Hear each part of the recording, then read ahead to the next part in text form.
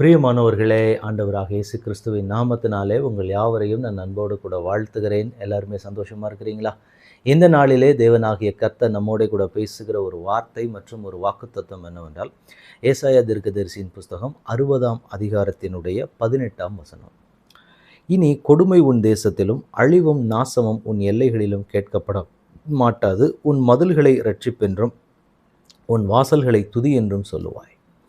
இந்த வார்த்தை கேட்டுக்கொண்டிருக்கிற எனக்கன்பான தேவனுடைய பிள்ளைகளே, இந்த நாளிலே தேவன் நமக்கு வாக்கு கொடுத்து நம்மை பலப்படுத்துகிற ஒரு வார்த்தை என்னவென்றால், இனி கொடுமை உன் தேசத்திலும் அழிவும் நாசமும் உன் எல்லைகளிலும் கேட்கப்பட மாட்டாது. இதுவரைக்கும் நாம் கடந்து போன பாதைகளிலே, இத்தனை வருஷ காலங்களிலே கொடுமைதான் என்னுடைய வாழ்க்கையில் அதிகமாய் நடந்திருக்கிறது. அல்லது நான் பார்த்த வேதனைகளுக்கும் கஷ்டங்களுக்கும் அளவே கிடையாது. தினம் தினமும் நான் ஏதாவது ஒரு போராட்டத்தை பார்த்து கொண்டு இருக்கிற சூழ்நிலைமை தான் இருக்கிறது. ஒரு போராட்டம் முடியும்னு நினைக்கும் போது அடுத்த போராட்டம் என் வாழ்க்கையில் தொடர்ந்து கொண்டிருக்கிறது.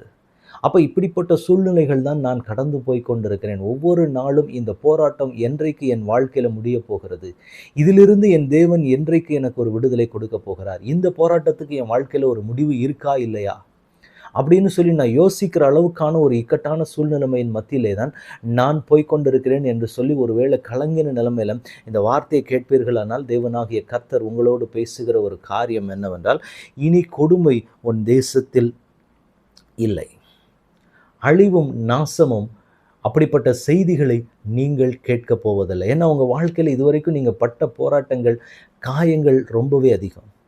அப்போ ஆண்டவர் இன்றைக்கு ஒரு வாக்குறுதி கொடுத்து உங்களை பலப்படுத்த விரும்புகிறார். இனி கொடுமை கிடையாது. இனி அழிவையும் நாசமான காரியங்களையும் உங்கள் வாழ்க்கையில் நீங்கள் பார்க்க போவதில்லை. ஏனென்றால் இனிமேல் நீங்கள் மனமகிழ்ச்சியை பார்க்க போகிறீர்கள். இனிமேல் உங்கள் வாழ்க்கையில் சந்தோஷம் உண்டாக போகிறது. அதை ஆண்டவர் எப்படி சொல்கிறார் அப்படின்னா, உங்கள் மதில்களை நீங்கள் ரட்சிப்புன்னு சொல்ல போகிறீங்க, உங்கள் வாசல்களை துதி என்றும் சொல்ல போகிறீர்கள். இதுவரைக்கும் உங்கள் குடும்பத்தில், உங்கள் வீடுகளில் அழுகையின் சத்தம் கேட்டிருக்கலாம், கண்ணீரின் சத்தம் கேட்டிருக்கலாம், புலம்பலினுடைய சத்தம் கேட்டிருக்கலாம். ஆனால் ஆண்டவர் சொல்லுகிறார், இனி நீங்கள் மனதார தேவனை துதிக்கப் போகிறீர்கள்.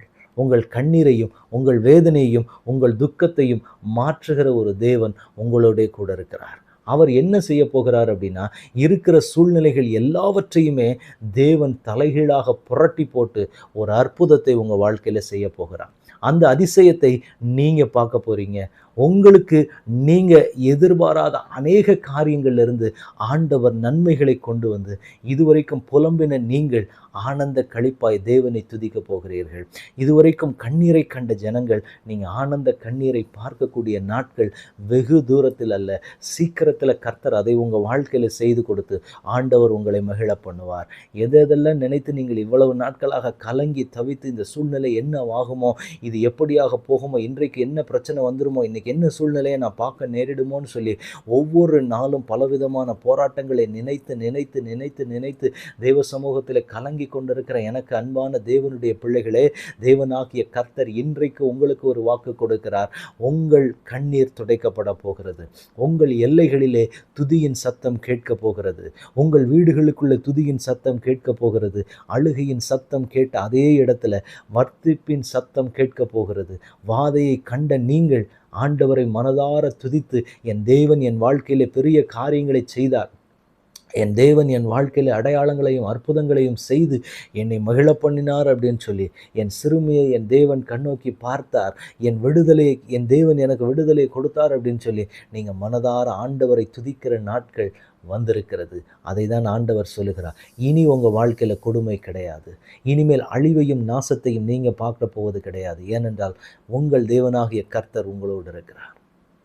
நீங்கள் தேவனால் ஆசீர்வதிக்கப்பட்ட ஜனங்கள், நீங்கள் தேவனால் தெரிந்து கொள்ளப்பட்ட பிள்ளைகள். ஆண்டவர் இன்றைக்கு ஒரு வாக்கு கொடுக்கிறார். நீங்கள் எப்படிப்பட்ட கண்ணீரில், எப்படிப்பட்ட போராட்டத்தில், எப்படிப்பட்ட சூழ்நிலைமைக்குள்ளே நீங்கள் போய்கொண்டிருக்கிறீங்களோ, அந்த சூழ்நிலைகளை ஆண்டவர் தலைகீழாக புரட்டி உங்கள் மதில்களை ரட்சிப்புன்னு சொல்ல வைக்க போகிறார். உங்கள் வாசல்களை துதி என்று சொல்லும்படிக்கு அற்புதத்தையும் அடையாளத்தையும் ஆண்டவர் உங்களுக்கு காண்பிக்க போகிறார். அப்படியான ஒரு மாற்றத்தை, அப்படியான ஒரு டிரான்ஸ்ஃபர்மேஷனை ஆண்டவர் உங்களுக்கு கொடுக்க போகிறார். இன்றைக்கு கண்ணீரோடு இந்த வார்த்தையை கேட்கிற நீங்கள் மனமகிழ்ச்சியோடு நீங்கள் தேவனை துதிக்கிற நாட்கள் வரும். எத்தனை போராட்டத்தின் மத்தியில் நீங்கள் போறீங்க அப்படின்னா, அந்த போராட்டம் மாறி நீங்கள் மகிழுகிற நாட்கள் வரும். எத்தனை சூழ்நிலைகளில் நீங்கள் கடந்து வந்திருக்கிறீங்களோ, அத்தனை போராட்டங்களிலும் உங்கள் தேவனாகிய கர்த்தர் உங்களோடு கூட இருந்து இம்மட்டும் நடத்தினாரே, அந்த தேவன் சொல்லுகிறார், இனி நீங்கள் மனதார துதிக்கப் போகிறீர்கள். கொடுமையையும், அழிவையும், நாச மோசங்களையும் உங்க வாழ்க்கையில நீங்க பார்க்க மாட்டீங்க. ஏன்னா, சேனைகளின் தேவனாகிய கர்த்தர் உங்களோடு இருக்கிறார். அவர் உங்களோடு கூட இருக்கிறதுனால இனி தீங்கை காணாதபடிக்கு மன மகிழ்ச்சியை பார்க்கும்படிக்கும் நன்மையை காணும்படிக்கும் தேவனாகிய கர்த்தர் உங்களை ஆசீர்வதித்து உயர்த்த போகிறார். ஆண்டவரிடத்தில் ஜெபிக்கலாமா? தகப்பனே, உம்முடைய கரத்தில் எங்களை முழுவதுமாக ஒப்புக் கொடுக்கிறோம். இந்த சொன்ன வார்த்தையின்படி இனி எங்கள் எல்லைகளுக்குள்ள கொடுமையும் அழிவும் நாசத்தையும் நாங்கள் பார்க்க போவதில்லை. எங்கள் மதில்கள் ரட்சிப்பாய் மாறப்போகிறது. எங்கள் வாசல்கள் துதியாய் மாறும்படிக்கு நாங்கள் ஒப்புக் கொடுக்கிறோம். தகப்பனே, அழுகையை பார்த்த நாங்கள் சந்தோஷத்தை பார்க்க போகிறோம். புலம்பலை பார்த்த நாங்கள் இனி ஆனந்தமாய் கர்த்தரை துதிக்கப் போகிறோம். துதியின் சத்தம் எங்கள் வீடுகளிலே கேட்கப் போகிறதற்காக உமக்கு ஸ்தோத்திரம்.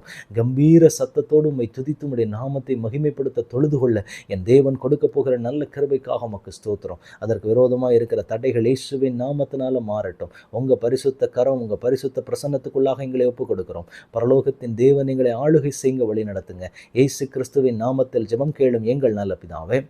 ஆமென், ஆமென், ஆமென். God bless you.